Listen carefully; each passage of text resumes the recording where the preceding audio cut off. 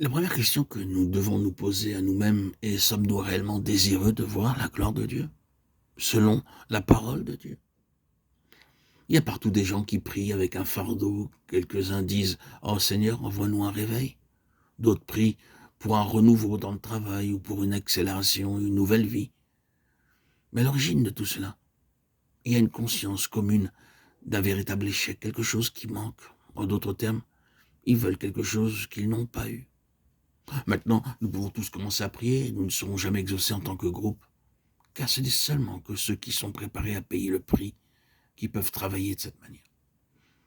Si vous voulez une manifestation de sa gloire, vous devez être prêt à payer le prix comme Anne le fit. C'est ainsi que le Seigneur a commencé à agir avec moi. Dans mes voyages ici et là, je vis la sécheresse spirituelle et Dieu me donna un fardeau de prière. Je perdis tout désir de nourriture, de dormir et toute autre chose, alors que je priais. Mon fardeau était de voir Dieu travailler pleinement. Seigneur, je sais que tu peux travailler, ta parole le dit et je le crois. Si vous êtes sincère dans vos questions, vous découvrirez que Dieu vous donnera aussi un fardeau pour la porter dans la prière. Cela peut être pendant des nuits entières ou pendant des jours entiers. Dieu vous montrera comment vous pouvez devenir son partenaire comme Anne le fut, comme Samuel le fut, ainsi que David et Salomon.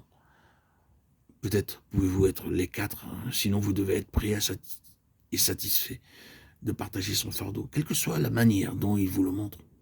Je ne pense pas que vous puissiez faire beaucoup en tant que groupe. C'est un message qui ne peut être accepté que par ceux qui sont chargés d'une façon précise de voir la gloire de Dieu révélée.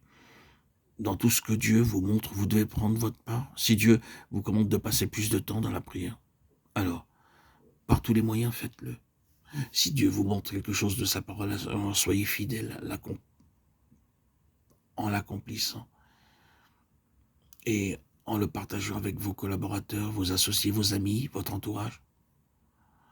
Aujourd'hui, je ne considère personne comme un étranger. Dieu amène un homme d'un pays quelconque et nous le recevons comme un messager de Dieu.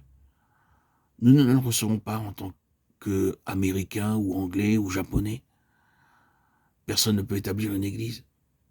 Ce ne sont seulement que ceux qui ont le ministère d'apôtre appelé et expérimenté que Dieu utilise à cette fin.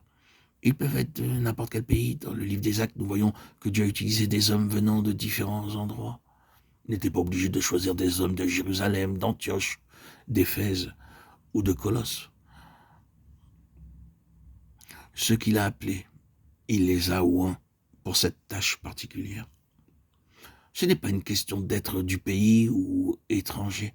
Dieu peut utiliser quiconque répond à son appel.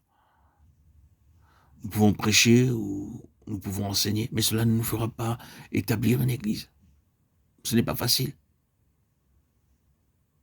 Désirez-vous ce don?